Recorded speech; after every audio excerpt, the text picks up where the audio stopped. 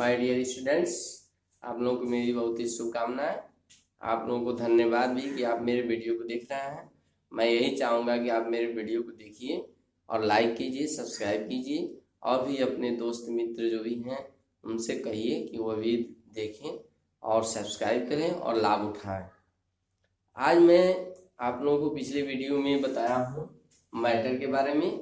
अब आज फिर मैं बता रहा हूँ स्टेट्स ऑफ मैटर, मैटर की अवस्थाएं यानी पदार्थ की अवस्थाएं। स्टेट ऑफ मैटर, पदार्थ की अवस्थाएं कितनी होती हैं ये आप लोगों के क्लास 9 के कोर्स के अनुसार मैं बता रहा हूँ। पदार्थ की मुख्य रूप से 3 अवस्थाएं हैं, सॉलिड, लिक्विड और गैस।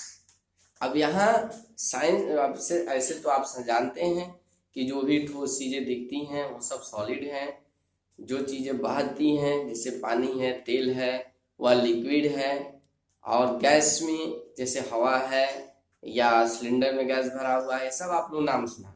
लेकिन यहाँ पे ये जानना है कि ऐसी क्या खासियत है कि ये सॉलिड स्टेट में है, ये गैसियस स्टेट में है या लिक्विड स्टेट में, कोई भी पदार्थ।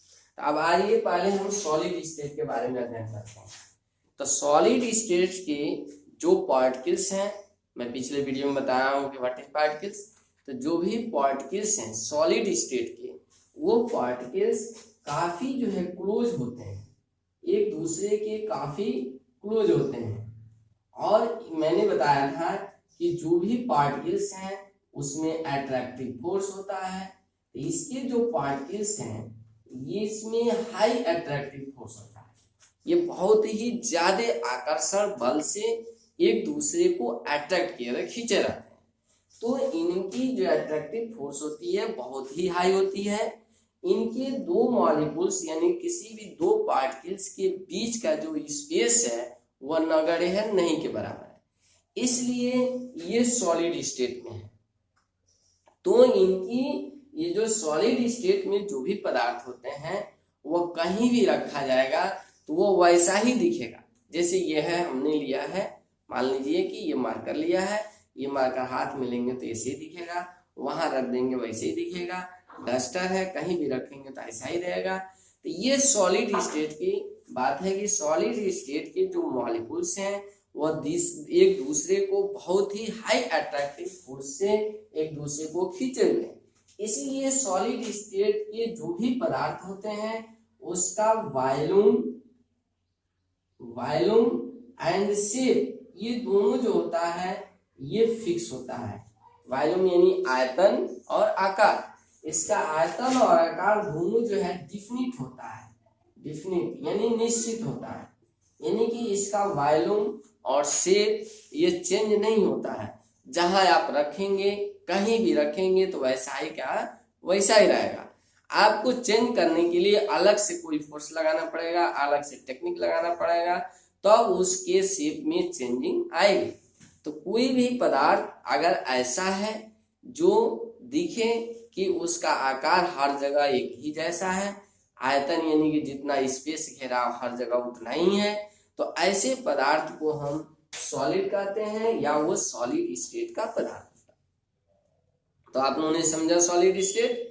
सॉलिड स्टेट में यही है कि जो मॉलिक्यूल्स यानी पार्टिकल्स हैं उनके बीच में अट्रैक्टिव फोर्स बहुत ही हाई होता है, और इतना हाई होता है कि इनके बीच के जो दो मॉलिक्यूल्स के बीच का जो स्पेस की बात कही गई है वह यहाँ पे नगण्य होता है, नेग्लिजिबल होता है, यानी 0 के बराबर समझ लीजिए ये होता है। अब दूसरा चीज है लिक्विड स्टेट। लिक्विड स्टेट में क्या होता है आप देखिए, लिक्विड स्टेट में ये है कि इनके भी मॉलिक्यूल्स एक दूसरे से अट्रैक्ट होते हैं, एक दूसरे को अट्रैक्ट किए रहते हैं, लेकिन इनके बीच में जो अट्रैक्टिव फोर्स है वो सॉलिड की अपेक्षा लो होता है, लेस होता है। आपने समझा? ठीक से समझिए इसको।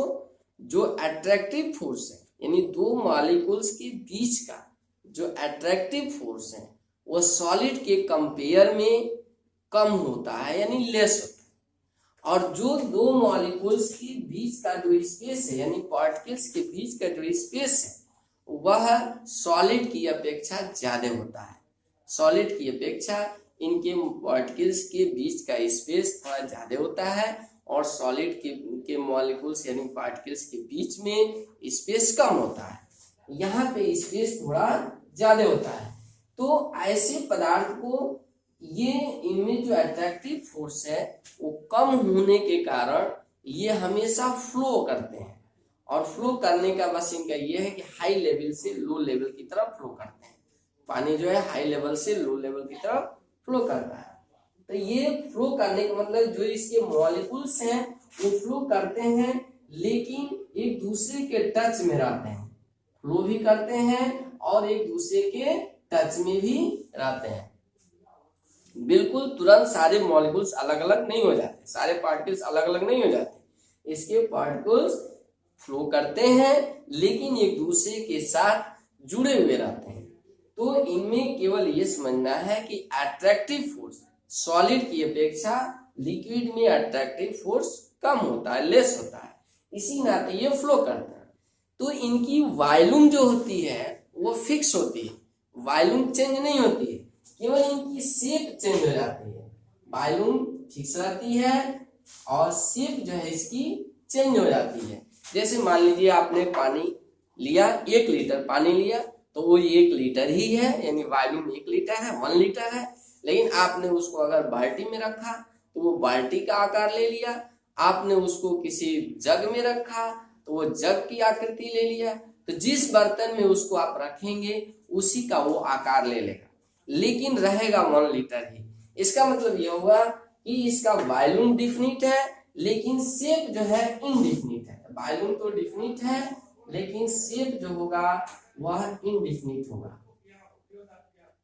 शेप जो होगा वो इनडिफिनिट होगा, शेप इसका इनडिफिनिट होगा, वॉल्यूम डिफिनिट होगा। अब आ जाइए तीसरी चीज है गैसियस स्टेट। गैसियस स्टेट में क्या खासियत है? गैसियस स्टेट के में जो मॉलिक्यूल्स होते हैं उनके बीच का जो अट्रैक्टिव फोर्स है वह नेग्लिजिबल होता है, बिल्कुल इनमें अट्रैक्टिव फोर्स नहीं होता है और ये मूव करते हैं कहीं भी रैंडम। ये मॉलिक्यूल्स कभी इधर मूव किया, कभी इधर मूव किया, कभी इधर मूव किया, कभी इधर मूव किया, कभी इधर मूव किया, कभी इधर मूव किया, कभी इधर मूव किया। इसके जो मूविंग है पार्टिकल्स के वो अटरंडम है। इसीलिए इस मोशन को हम ब्राउनियन मोशन भी कहते हैं, इस मोशन को ब्राउनियन मोशन कहते हैं। ये जो होता है गैस के केस में होता है।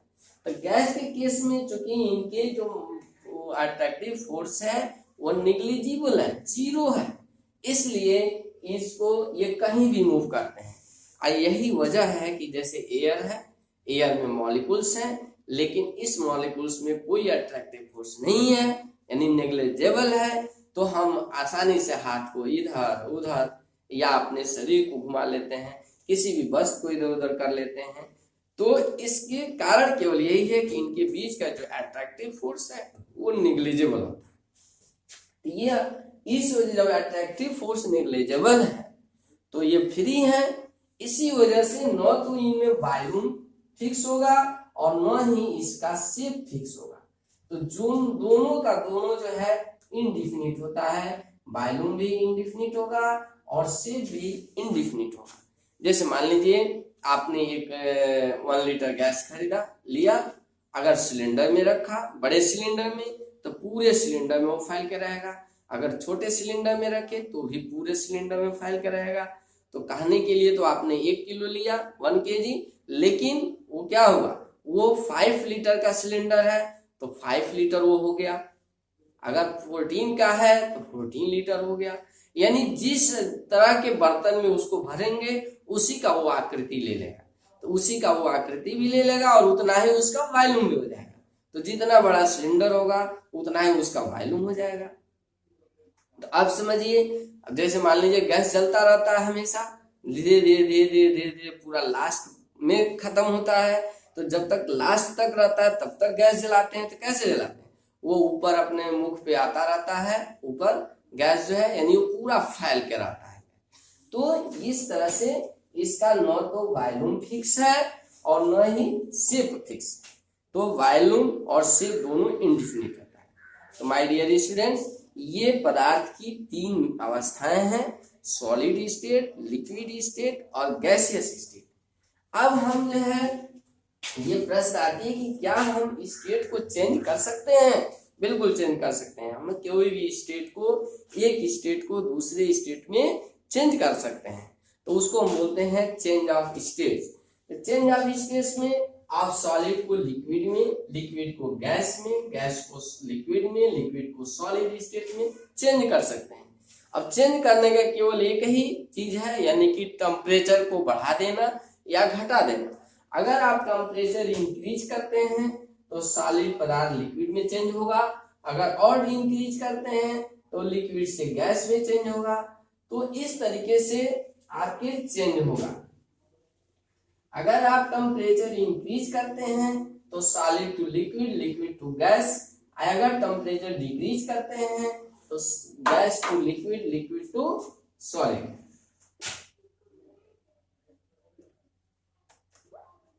सॉलिड टू लिक्विड और लिक्विड टू गैस, यानी गैसेस स्टेट। सॉलिड स्टेट से लिक्विड स्टेट, लिक्विड स्टेट से गैसेस स्टेट। केवल इसमें टेम्परेचर आपको इंक्रीज करना है, इंक्रीज में बढ़ा देना। यानी टेम्परेचर अगर आप बढ़ाते हैं तो सॉलिड स्टेट से लिक्विड स्टेट, लिक्विड स्टेट से गैस स्टेट। अगर टेम्परेचर घटाते हैं यानी डिक्रीज करेंगे, डिक्रीज तो गैस से लिक्विड और लिक्विड से सॉलिड में हो जाएगा आपका डिक्रीज करने से। तो यानी कि टेम्परेचर बढ़ाएंगे यानी तापक्रम बढ़ाएंगे तो आपका ये सॉलिड से लिक्विड, लिक्विड से गैस में चेंज होगा स्टेट में। अगर टेम्परेचर को कम करते हैं तो गैस से लिक्विड में, लिक्विड से सॉलिड स्टेट में चेंज होगा। अब आपसे बता दूं कि यह ऐसा नहीं कि किसी भी टेम्परेचर पे चेंज हो जाएगा। हर पदार्थ का अपना अपना एक टेम्परेचर है, एक तापक्रम है, जिस तापक्रम पे वो सॉलिड से लिक्विड में और लिक्विड से गैस में चेंज होगा। ये सिंपल सा उदाहरण हम लोग वाटर का लेते हैं, क्योंकि वाटर हमेशा तीनों अवस्थाओं में मिलता है, तीनों अवस्थाओं में पाया जाता है। सॉलिड स्टेट उसका आइस है, लिक्विड स्टेट वाटर है जिसका हम लोग ड्रिंकिंग करते हैं, और गैसियस स्टेट आपका वेपर है यानी भाप। तो इस तरीके से ये सॉलिड का जो है जब वो लिक्विड में चेंज होगा तो सॉलिड यानी आइस को जब वाटर में चेंज होना होगा तो इसको 0 डिग्री सेंटीग्रेड टेम्परेचर चाहिए। और वाटर से अगर वो गैस यानी वेपर में चेंज हो जाता है तो उसको 100 डिग्री सेंटीग्रेड टेम्परेचर चाहिए। यानी वाटर को अगर 100 डिग्री सेंटीग्रेड टेम्परेचर देंगे तो वो गैस में यानी वेपर में चेंज हो जाएगा। और ये अगर आइस को 0 डिग्री सेंटीग्रेड टेम्परेचर अगर मिल जाता है तो ये वाटर में चेंज होना शुरू हो जाता है। ऐसे ही वेपर को अगर 100 डिग्री पे लाते हैं तो ये वाटर में चेंज होने लगेगा।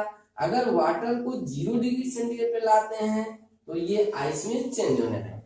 यानी कि अगर टेम्परेचर हमने आइस का 0 डिग्री, तो कहने का मतलब कि एक निश्चित टेम्परेचर पर होगा, ये स्टेट का जो परिवर्तन होगा एक निश्चित टेम्परेचर पर होगा। हर पदार्थ का अपना अपना ये निश्चित टेम्परेचर अलग अलग होता है। इसको हम अगर आइस वाटर में चेंज हो रहा है, वाटर वेपर में चेंज हो रहा है, वेपर वाटर में चेंज हो रहा है, फिर वाटर आइस में चेंज हो रहा है, तो इस टेम्परेचर का अलग अलग नाम भी है। इसको मैं अगले वीडियो में बताऊंगा आपको। फिलहाल आपको इतना ही समझिए कि सॉलिड से लिक्विड, लिक्विड से गैस सब में हम परिवर्तन कर सकते हैं। That's all.